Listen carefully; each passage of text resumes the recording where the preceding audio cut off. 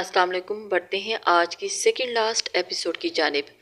दानिया बेबसी के आलम में उसे देखती हुई सवाल कर गई थी कि मुझे कुर्बानी नहीं देनी पड़ेगी। और जहाँ तक रही एक से बढ़कर एक लड़की की बात, तो वो सारी लड़की मिलकर भी मेरी दानी का मुकाबला नहीं कर सकती। यूसुफ ने मोहब्बत से मजबूत लहजे में कहा, तो वो कई बार खामोशी से उसे देखे गए, जिसकी आंखें उसकी मोहब्बत की हकायतें सुना रही थी। तुम अभी रेस्ट करो, कल क्रिसमस है तो मुझे तुम्हें अपने साथ एक पार्टी में ले जाना है।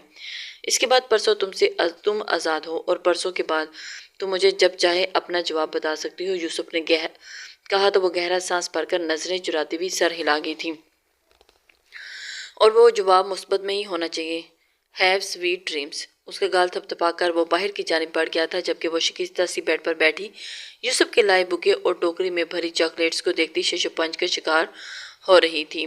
उसे समझ नहीं आ रही थी कि वो क्या जवाब देगी, लेकिन उसका एक पॉजिटिव बिहेव भी था। अगली सुबह वो नाश्ता करने के बाद अकेली ही फार्म हाउस के इर्द गिर्द जगहों की सैर करती रही। यूसुफ ने उसे नहीं रोका था। आज क्रिसमस था और पूरे शहर में क्रिसमस नाइट मनाई जाने वाली थी। तभी उसने भी दानिया के लिए छोटा सा सरप्राइज तैयार किया था। शाम को उसने दानिया से झूठ बोला था कि वो उसे किसी पार्टी में ले जाने वाला है। अगर वो किसी सरप्राइज का कहता तो यकीनन दानिया मना कर देती। तभी उसने पार्टी का कहा था और उसके लिए ड्रेस वगैरह भी उसने पहले ही मंगवा लिया था। आज की रात और फिर दानिया उसकी छोटी कंपनी छोड़ देती, न जाने उसके हक में फैसला करती भी या नहीं। शाम के वक्त वो अपने सारे काम निपटाकर तैयार होकर उस कमरे में पहुंचा, मगर दानिया अंदर नहीं थी, जिस जिस पर उसके माथे पर बल पड़े थे। और उसकी मालूमात के मुताबिक दानिया को इस वक्त कमरे में होना चाहिए था। वो भी बिल्कुल तैयार उसके कमरे से निकलकर बाहर आया और पूरे फार्म हाउस में उसे ढूंढने लगा, मगर वो नहीं थी। उसे शदीद परेशानी ने आन घेरा। दानिया कहीं नहीं थी, पर उसका दिल वसवसों का शिकार होने लगा था। उसे समझ नहीं आ रहा था कि दानिया कहाँ जा सकती है। उसने पूरा फार्म हाउस छान मारा था, मगर उसे कहीं नहीं मिली थी, जिस पर वो ख्वास बाख्ता सा फार्म हाउस से बाहर निकलकर उसे तलाश करने लगा। भागने की वजह से उसकी सांस फूल रही थी। रात हो चुकी थी और अंधेरे हद से बढ़ गया था। ऐसे में दानिया का गायब होना उसे शदीद परेशान कर गया था। वो तेजी से अपने कमरे की जानिब भागा, ताकि अपनी ज़रूरी फाइल्स लेकर पुलिस स्टेशन जाए। के आसपास और पूरे फार्म हाउस में वो देख चुका था, मगर वो कहीं नहीं थी। अब एक ही रास्ता था, उसको ढूंढने में पुलिस की मदद लेता और अपने कमरे में पहुंचा तो दहलीज पर ही उसकी कदम साख्त हुए। सामने ही कमरे के बस में खड़ी दानिया पर उसे किसी गुड़िया का गुमान हुआ था, जो सुर्ख रंग की बारबी टाइप्स तुर्किश फ्राक पहने बेहद खूबसूरत लग रही थी। बालों को पूछ पर खुला छोड़ा रखा था, जिनके नीचे से कर्ल किया गया था। खूबसूरती से किए गए मेकअप और नफीस डायमंड ज्वेलरी में वो नजर लग जाने की हद तक प्यारी लग रही थी, और उसके लबों की सुर्ख लिपस्टिक ने हर कसर पूरी कर दी थी। वो जो उसे अपने सामने ना पाकर बेहद घबरा चुका था, और अब खुद पर जब्त खोता हुआ तेजी से उसकी जानिब बढ़ा था। उसे सोचने समझने का मौका दिए बगैर ही वो उसकी जानिब बढ़ा और उसके बिल्कुल करीब आ गया। कमर के गिर्द बाजू खायल करता हुआ उसे खुद में भींच गया था, इतनी जोर से कि दानिया को अपनी पसलियां टूटती हुई महसूस हुई। यूसुफ के रद्द अमल पर वो जिच हुई थी, मगर टांग तो तब रह गई थी जब उसने अपनी गर्दन के करीब उसे टच किया था। मगर यूसुफ की गिरफ्त बेहद मजबूत थी। कहाँ चली गई थी तुम? जान निकलने लगी थी मेरी। आइंदा ऐसा मत करना, वरना मैं मर जाऊंगा। यूसुफ का लहजा शिद्दत भरा और भीगा हुआ था। दानिया ने अपना पूरा जोर लगाकर उसे खुद से अलग किया तो वो उसके सामने हुआ, जो स्याह रंग के 4 पीस सूट में बेहद हैंडसम लग रहा था। हमेशा की तरह बाल कुछ बिखरे हुए थे, लेकिन चेहरा भीगा हुआ था, यानी कि ये उसका वहम नहीं था, बल्कि वो सच में रोया था। मगर क्यों? मैंने क्या किया? दानिया ने उसकी आंखों में आंखें गाड़कर पूछा था। तुमने मुझे बेहद परेशान कर दिया था। और तुम कहाँ चली गई थी? महबूब बेनियाज होता है। आज यकीन आ गया। तुम्हारे कमरे में, पूरे फार्म हाउस के अंदर और बाहर ढूंढा मैंने तुम्हें, बस यहाँ देखना भूल गया कि तुम यहाँ क्या कर रही हो। यूसुफ ने खुद पर काबू पा लिया था, तभी अचंभे से इस्तफसार किया था। मैं तैयार होने के लिए आई थी, और मगर प्यास लग गई तो किचन में ही पानी पीने चली गई। फिर अपने कमरे में जाने के बजाय यहाँ आ गई कि आपसे पूछूं कब चलना है। दानिया ने सादा सा लहजा बताया, और उसका दिल यूसुफ के अंदाज और उसकी आंखों से छलकती दीवानगी जैसी मोहब्बत पर को महसूस करके धड़कने लगा था। आह, खैर चलो, पहले ही लेट हो गए हम। उसने इतना कहकर उसका हाथ थामा और फिर बाहर निकल आया। दानिया उसके हाथ में मुकीद अपने हाथ को देखती रही, जो यूसुफ की मजबूत गिरफ्त में था। बाहर आकर वो लोग गाड़ी में बैठे और फिर यूसुफ ने आकर गाड़ी बढ़ा दी, मगर کار میں بیٹھنے کے بعد اس نے پھر سے دانیہ کا ہاتھ تھام لیا تھا، جیسے ڈر ہو کہ کہیں وہ پھر نہ گم ہو جائے۔ دانیہ نے کسمسا کر ہاتھ چھڑوانا چاہا، مگر یوسف نے گرفت مضبوط کر دی، جس پر دانیہ نے کوشش ترک کر دی تھی۔ اور پھر آج آخری بار، اس کے بعد یوسف اپنے راستے اور وہ اپنے راستے۔ گاڑی رکی تو اپنی سوچوں سے باہر آئے۔ وہ ایک خوبصورت سے ہوٹل کے سامنے تھی۔ یوسف نے کار پارکنگ میں لگائی، اسے لے کر اندر چلا آیا اور نیچے کافی رش تھا۔ اسے لگا کہ پارٹی شاید اوپر ہوگی، لوگ کرسمس نائٹ منانے کے لیے جوش و خروش سے تیار تھے۔ یوسف نے اوپر والے فلور پر لے آیا تھا، جہاں کا منظر دیکھ کر دانیہ مبہوت رہ گئی۔ پورے فلور کو بے حد خوبصورتی سے سجایا گیا تھا۔ سرخ غبارے، گلاب کے گہرے سرخ پھول اور پھولوں کے بکے، جن کی مہک پورا فلور مہک رہا تھا۔ وہاں مدھم سا اندھیرا چھایا ہوا تھا۔ کنسول ٹیبلز موجود، گلاس کینڈل لائٹس جلتی ہوئی ماحول کی فسونخیزی کو بڑھا رہی تھی۔ وہ بے خود ہو کر آگے بڑھی اور گھوم کر چاروں طرف کا جائزہ لینے لگی۔ اسے یہ سب بے حد خوبصورت لگ رہا تھا اور پسند بھی آیا تھا۔ آج کرسمس نائٹ تھی۔ ریلیٹڈ کچھ، مگر ایک ٹیبل پر ڈھیر سارے گفٹس پیک کر کے رکھے گئے تھے۔ کاؤنٹر پر 2 ویٹر کھڑے کام کر رہے تھے، بار بار ایک ٹیبل پر جا کر وہاں ڈشز رکھ رہے تھے۔ یکایک وہ چونکی اور یوسف کی طرف آئے، جو دونوں ہاتھوں میں جیب میں ڈالے اسے محبت سے دیکھ رہا تھا، جس کا چہرہ الگ ہی بہار دکھلا رہا تھا۔ پارٹی ہے نا باس، تو باقی سب کہاں ہیں؟ وہ شک بھرے لہجے میں پوچھنے لگی تو یوسف مسکرائے۔ اس پارٹی میں بس 2 لوگوں کا ہونا ضروری تھا اور وہ 2 لوگ موجود ہیں۔ دانیہ تو اس کی طرف دیکھ کر حیران ہوئی تھی۔ یوسف نے کہا، اس کی بات سمجھتی وہ اسے گھورنے لگی، مگر حقیقت تو یہ تھی کہ اسے یہ سب اچھا لگا تھا۔ پھر سے جھوٹ سے سخت نفرت ہے مجھے۔ جھوٹ بولنے والوں کو میں کبھی معاف نہیں کرتی، دانیہ نے کہا تو یوسف کے چہرے پر ایک دم کہکا مسکراہٹ اوپر آئی تھی اور رنگ پھیکا پڑا تھا، مگر وہ جلدی خود کو سنبھال کر ویٹرز کو جانے کا اشارہ کر گیا۔ آج کے بعد سے دانیہ اس کی ڈیل سے آزاد ہونے والی تھی، تبھی وہ یہ سارا وقت اس کے ساتھ گزارنا چاہتا تھا۔ ویٹر کے جانے کے بعد وہ دانیہ کے قریب آیا اور اس کا ہاتھ تھاما اور اسے اپنے بالکل قریب لے کر آیا۔ کچھ جھوٹ مجبوری میں بولے جاتے ہیں، جبکہ کچھ جھوٹ کسی کی بھلائی کے لیے۔ ایسے جھوٹ بولنے والوں کی مجبوری سمجھ کر انہیں معاف کر دینا چاہیے۔ وہ اس کا ہاتھ تھامے ایک طرف آیا جہاں میوزک پلیئر موجود تھا۔ ڈھونڈ کر اس نے گانا لگایا اور پھر دانیہ کو کمر سے تھام کر اسے اپنے بے حد قریب کیا تھا اور قریب کرتے ہیں اس کے ہاتھ اپنے کندھے پر رکھے اور ہلکے ہلکے ڈانس سٹیپ لینے لگا۔ نیک گراؤنڈ میں کوئی انگلش سانگ بج رہا تھا اور وہ اس کی آنکھوں میں جھانکتا ہوا اس کے ساتھ ڈانس کر رہا تھا۔ دانیہ بھی چپ ہو گئی تھی۔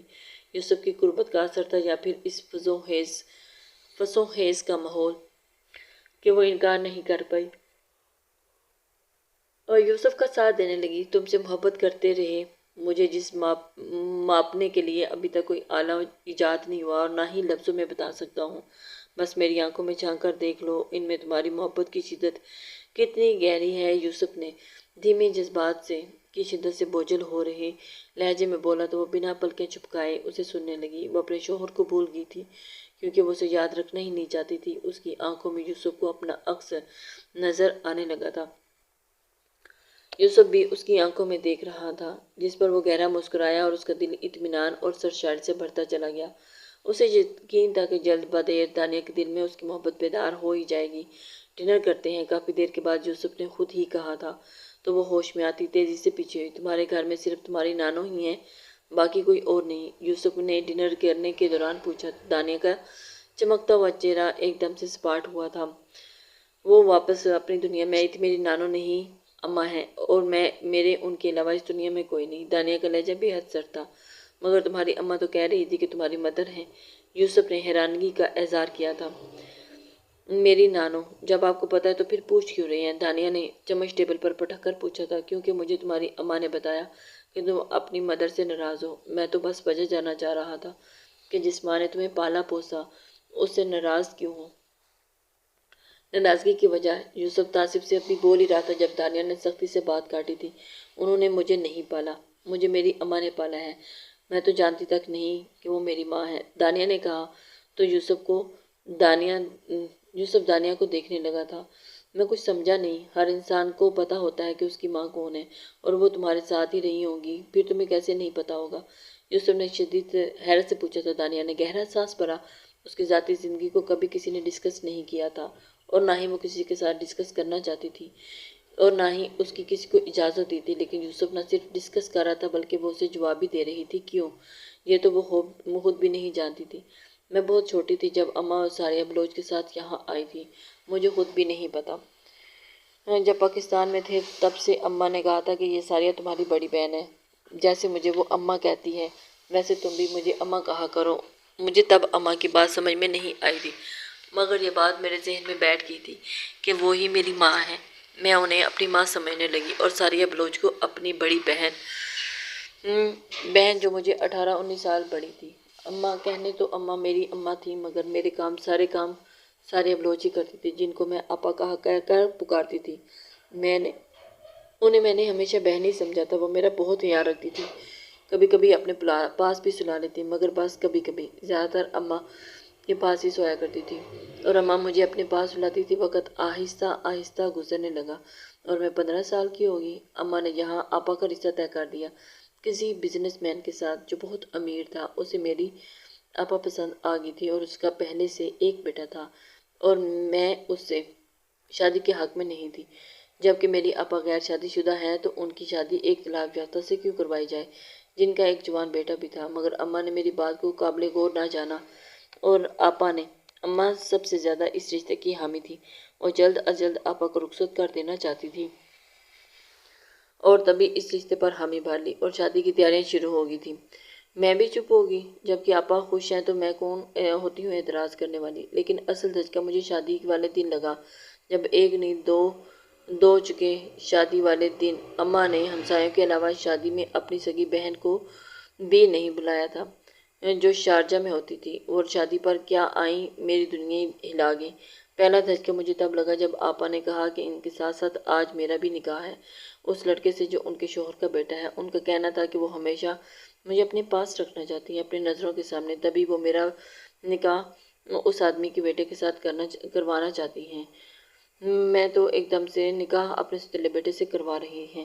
انہوں نے اپنے شوہر کا پرپوزل اس شرط پر قبول کیا تھا کہ میں ان کی بہن بنوں گی، جس پر ان کے شوہر نے کوئی اعتراض نہیں کیا تھا۔ آپا کو یقین تھا کہ میں ان کی بات نہیں ٹالوں گی۔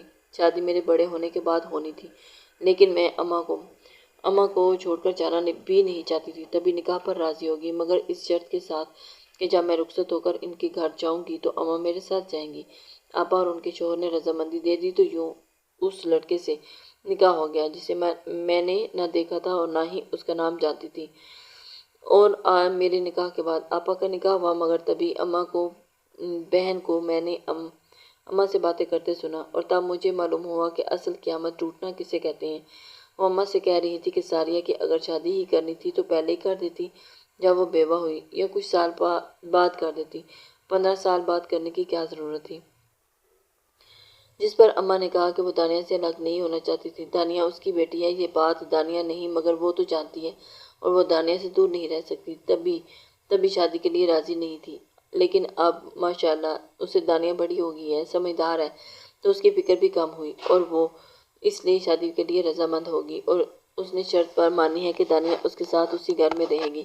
تو دانیہ کا نکاح کروا دیا اس لڑکے سے۔ اماں تو کہہ کر چپ ہوگی، مگر میرے کان سائیں سائیں کرنے لگے۔ میں ثاریہ بلوچ کی اولاد تھی اور یہ بات جان کر میرے دل کو دھچکا لگا۔ تب مجھے سمجھ میں آیا تھا کہ اصل رشتے کیا ہوتے ہیں۔ ثاریہ بلوچ کیوں میری اتنی فکر کرتی تھی، کیوں میری ذرا ذرا بات کا خیال رکھتی تھی، لیکن انہوں نے مجھے اتنی بڑی حقیقت چھپائی کیوں؟ یہ سوال بڑی شدت سے میرے ذہن میں مچلا تھا، جس کا جواب بھی مجھے جلدی مل گیا تھا جب اماں نے پھر سے اپنی بہن سے کہا کہ میں نے دانیہ کو ثاریہ کے پاس بھیجنے کا فیصلہ کر لیا ہے اور اپنی بیٹی بنا کر پالا۔ بہت کم عمر میں ثاریہ بیوہ ہو گئی تھی، بیوہ ہوتی تو اس کی شادی بھی ہو جاتی، مگر اولاد کے ساتھ کوئی مرد بھی کسی عورت کو قبول نہیں کرتا۔ تبھی میں نے دانیہ سے یہ حقیقت چھپائی تاکہ یہ ثاریہ کا مستقبل بن سکے۔ ایک عورت کی زندگی مرد کے بغیر کچھ نہیں ہوتی۔ تبھی میں چاہتی تھی کہ ثاریہ اپنی شادی کے بعد اپنے گھر میں خوش رہے، کہ دانیہ کی دوسری شادی کر دو، اور اگر دانیہ کے بارے میں کسی کو پتہ چلتا تو کوئی بھی اسے قبول نہ کرتا۔ ہر مرد اعلیٰ ظرف نہیں ہوتا، اور اس سے دانیہ کا بھی دل دکھتا۔ تبھی دانیہ کو میں نے ماں بن کر پالا، لیکن اسماعیل بڑا ہی اچھا لڑکا ہے، اسے ثاریہ نے بتا دیا کہ دانیہ اس کی بیٹی ہے، اور جس نے اس پر بہت ہی اچھا رد عمل دیا تھا، کچھ بھی ناراضگی نہیں کی تھی، اور اور وہ اس کا ساتھ دے رہا تھا۔ اس نے کوئی اعتراض نہیں کیا اور اسے قبول کرنے کو تیار ہے۔ اماں کچھ اور بھی کہہ رہی تھی مگر میں کچھ سننے کے قابل ہی نہیں رہی تھی۔ مجھے اماں پر غصہ نہیں تھا، انہوں نے جو کیا اپنی بیٹی کی محبت میں کیا، مگر میری اپنی سگی ماں جسے میں ہمیشہ اپنی آپا سمجھتی رہی، انہوں نے مجھ سے یہ بات کیوں چھپائی؟ مجھے تو بتا سکتی تھی۔ اتنی بڑی حقیقت ہے، مجھے بتایا کچھ کیوں نہیں؟ صرف اس لیے کہ میں ان سے شادی میں رکاوٹ بنتی؟ میں ان کے ایک رکاوٹ کے سوا کچھ نہیں تھی، مگر انہوں نے میرا نکاح اپنے ہی سوتیلے بیٹے سے کروا دیا۔ مجھے ان کے ساتھ ساتھ ان کے ہسبینڈ اور ان کے بیٹے سے بھی نفرت ہو چکی تھی، جو بدقسمتی سے میرے شوہر کے عہدے پر فائز ہو گیا تھا۔ اس دن کے بعد میں ان سے دور ہوتی گئی۔ وہ ملنے آتی تو میں کمرے میں بند ہو جاتی، اس سے بات تک نہ کرتی، کیونکہ انہیں دیکھ کر مجھے اپنا ہسارہ یاد آ جاتا۔ 15 سال میں نے اپنی نانی کو اپنی ماں سمجھا، جبکہ اصل ماں تو میری کوئی اور تھی، جو میں اپنی آپا وہ حقیقت نہ چھپاتی میرے بڑے ہونے پر مجھے سمجھا سکتی تھی، مگر انہوں نے مجھے اپنی خوشیوں کی راہ میں رکاوٹ سمجھا۔ دانیہ بولی تو پھر بولتی چلی گئی، جبکہ یوسف خاموشی سے اسے سن رہا تھا اور جس کی آنکھیں بار بار نم ہو رہی تھی۔ یوسف اس کی باتیں سن کر ایک دم سے حیران ہو رہا تھا کہ کوئی کیسے اتنا دکھی بھی ہو سکتا ہے، اور اگر وہ تمہیں رکاوٹ سمجھتی تو بیوہ ہونے کے بعد اتنے سال بعد شادی کیوں کرتی؟ تبھی انہوں نے شادی کیوں کی جب تم بلوغت کو پہنچ گئی؟ یوسف نے اچانک پوچھا تو دانیہ لاجواب ہوئی۔ یہ بات اس نے کبھی سوچی نہیں تھی اور نہ ہی وہ سوچنا چاہتی تھی۔ اسے تو اس بات کی بھی سمجھ نہیں آ رہی تھی۔ انہوں نے جو کیا وہ اپنی ماں کے کہنے پر کیا۔ اگر وہ چاہتی تو تمہارے بچپن میں ہی شادی کر لیتی، جب تم کو کوئی اعتراض بھی نہیں کر سکتی تھی اور نہ انہیں روک سکتی تھی، مگر انہوں نے اپنی زندگی کے 15 سال تمہیں دے کر خود کو آگے بڑھنے سے روکا۔ تمہاری اماں نے یہ سب اپنی بیٹی کی خوشی کے لیے نہیں کیا، اس میں بھی ان کا اپنا کوئی کے لیے کیا، جبکہ تمہاری ماما نے تمہاری شادی اپنے سوتیلے بیٹے سے کروائی تمہاری خوشیوں کے لیے، اور اپنی ممتا سے مجبور ہو کر۔ وہ تمہیں ماں بن کر پیار نہیں کر پائی، مگر وہ پھر بھی تم سے محبت کرتی تھی، تبھی تمہارا ہر طرح سے خیال رکھا۔ تمہاری پرورش کی آپا بن کر ہی صحیح، لیکن تمہاری بہت اچھی پرورش کرتی رہی۔ تمہیں ان کے ساتھ اس طرح کا بیہیو نہیں کرنا چاہیے۔ یوسف اسے سمجھا رہا تھا۔ تمہیں ہمیشہ اپنے ساتھ رکھنے کے لیے اپنے شوہر پر شرط عائد کی، جو کہ اگر وہ نہ مانتے تو تمہاری شادی ماں کی شادی نہیں ہو پاتی، بلکہ وہ تمہارے ساتھ ہی رہتی۔ یوسف نے نرمی سے ہر پہلو کو ان کے سامنے رکھا۔ وہ چپ چاپ اسے سنے گی، اس بار اس نے کبھی غور نہیں کیا تھا۔ وہ تو بس اپنی ہی دنیا میں، مگر اس سے نفرت کا ہی ہمیں بھر رہی تھی، بلکہ اپنے غصے میں ہی وہ صرف سوچا تھا جس سے وہ ہرٹ ہوئی تھی۔ ماں بار بار نہیں ملتی۔ اب اگر تم انہیں قصوروار سمجھتی ہو تو مزید کچھ نہیں کہوں گا، مگر اگر تمہیں ان سے مجبوری اور محبت میں سمجھ آ گئی ہے تو ضرور تم اس بار خود پہل کر لینا۔ انہیں نا امید مت کرنا۔ تمہارے نظر انداز کرنے سے ان کے دل پر کیا گزرتی ہے اس کا اندازہ نہ میں لگا سکتا ہوں اور نہ تم، مگر انہیں یقیناً تکلیف ہوتی ہوگی۔ یوسف نے نرمی سے ایک بار پھر سمجھایا تو وہ مدم سے سر ہلا گئی۔ وہ سمجھ گئی تھی کہ اس کی ماں مجبور تھی، مگر وہ کیسے اس سب کے بارے میں اس سے بے تحاشا محبت کرتی تھی۔ اگر سارے بلوچ کو اس سے محبت نہ ہوتی تو وہ ہر ہفتے اسے منانے، اس سے معافی مانگنے یا اس کی منتیں کرنے نہ آتی، بلکہ اسے بھلا کر اپنی زندگی میں آگے بڑھ جاتی، اپنی خوشیوں میں مگن ہوتی۔ لیکن نہیں، وہ ہر ہفتے اسے منانے کی کوشش کرتی اور اسے ملنے بھی آتی تھی۔ میں انہیں معاف کر دوں گی، دانیہ نے کہا تو وہ کھل کر مسکرایا، لیکن اپنے سوکارڈ شوہر سے طلاق ضرور لوں گی۔ دانیہ نے ایک بار پھر کہا تو یوسف کی مسکراہٹ گہری ہوئی، اور پھر مجھ سے شادی کروں گی؟ یوسف نے مسکراتے ہوئے اس کی جانب دیکھا تھا۔ ہاں، شوہی سے بولا تو دانیہ اسے گھورتی ہوئی حفیظ میں سر ہلا گئی تھی۔ میں آزاد رہنا چاہتی ہوں، دانیہ نے کہا تو میں نہ سمجھوں؟ یوسف نے ایک دم سے سنجیدہ ہوا تو وہ اس کے تاثرات دیکھتی ہوئی گڑبڑا گئی تھی۔ یوسف، ماما میں وہ اکلا کر بات بھی مکمل نہ کر پائی جب یوسف نے اس کی بات کاٹی۔ تم سوچنے کے لیے وقت لے سکتی ہو، تم راضی ہوئی تو بھی بتا دینا، اور میں اگر نہ بھی تو بھی بتا دینا، میں تمہارے فون کا انتظار کروں گا۔ یوسف اسے ہر بات اویل کرنا چاہتا تھا۔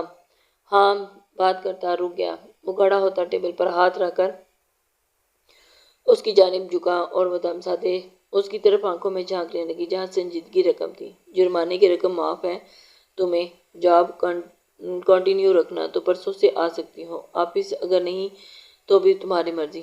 یوسف نے اتنا کہہ کر آگے ہاتھ بڑھایا تو دانیہ نے جھجکتے ہوئے اپنا ہاتھ اس کے ہاتھ میں دیا اور اٹھ کر کھڑی ہوئی۔ ڈنر وہ کر چکے تھے، تبھی وہ واپس جا رہے تھے۔ وہ باہر آئے تو آسمان پر آتش زدگی ہو رہی تھی اور ہر طرف شور و گل مچا ہوا تھا۔ اور یہ سب کرسمس نائٹ منا رہے تھے اور ان کے پیچھے 2 ویٹرز اندر رکھے سارے تحائف یوسف کی گاڑی میں رکھے تھے جو اس نے دانیہ کے لیے لیے تھے۔ بیٹھیے مادام۔ دانیہ جو آسمان پر چمکتی ہوئی روشنی کو دیکھ رہی تھی، اس کی آواز پر چونکی۔ جو فرنٹ سیٹ کا دروازہ کھولے کھڑا تھا، وہ گاڑی میں بیٹھی تو یوسف بھی گاڑی میں بیٹھ کر گاڑی کو دانیہ کے گھر کی طرف موڑ گیا تھا۔ دانیہ نے چور نظروں سے یوسف کو دیکھا جو سنجیدہ تھا۔ اس نے گہرا سانس بھر کر چہرہ موڑ لیا تھا کیونکہ اس کے بعد ان دونوں کی ملاقات نہیں ہونی تھی، مگر تبھی چونک اٹھی کیونکہ یوسف نے اس کا ہاتھ خاموشی سے تھام کر اپنے دل کے مقام پر رکھ لیا۔ آخری بار یوسف نے اس کی نظریں خود پر جمی دیکھ کر بنا اسے دیکھے کہا، جو چپ چاپ سیٹ کی پشت سے ٹیک لگا گئی تھی کیونکہ وہ اسے منع نہیں کر پائی، نہ ہی اس کا ہاتھ چھٹکا تھا۔ یوسف نے اسے گھر چھوڑا، سارے گفٹ اس کے بیڈ روم میں رکھوائے اور پھر زہرا بلوچ سے ملنے لگا جو اس سے مل کر بے حد خوش ہو رہی تھی۔ دانیہ چینج کر کے باہر آئی تو یوسف اب بھی کھڑا زہرا بلوچ سے بات دھیمے لہجے میں کوئی بات کر رہا تھا، مگر اسے آتے ہی دیکھ کر چپ ہو گیا تھا۔ زہرا بلوچ کو یوسف بہت اچھا لگا تھا۔ میں چلتا ہوں، کافی لیٹ ہو گیا، دانیہ کو دیکھ کر کہتا۔ وہ زہرا بلوچ کے سامنے پیار لینے کو جھکا تھا اور پھر ان سے مل کر باہر نکل گیا جس پر وہ بھی سونے کے لیے چل دی تھی۔ زہرا بلوچ یوسف کے بارے میں سوچنے لگی تھی۔ زہرا بلوچ کو یوسف بہت اچھا لگا تھا۔ اس دن کے بعد وہ صحیح انڈسٹری نہیں گئی تھی کیونکہ اس نے یہی سوچا تھا کہ وہ کچھ دن کے بعد فون پر ہی یوسف کو انکار کر دے گی، لیکن آج 1 ہفتہ ہو گیا تھا مگر وہ یوسف کو ہاں یا نہ میں جواب نہیں دے پائی تھی۔ جس کی وجہ کیا تھی وہ خود نہیں جانتی تھی، مگر آج 1 ہفتے کے بعد جب اس پر ایک دم سے قیامت ٹوٹ پڑی تھی، یہ عقد کھلا کہ وہ یوسف کو مس کر رہی تھی، تو اس کا دل دھک سے رہ گیا تھا۔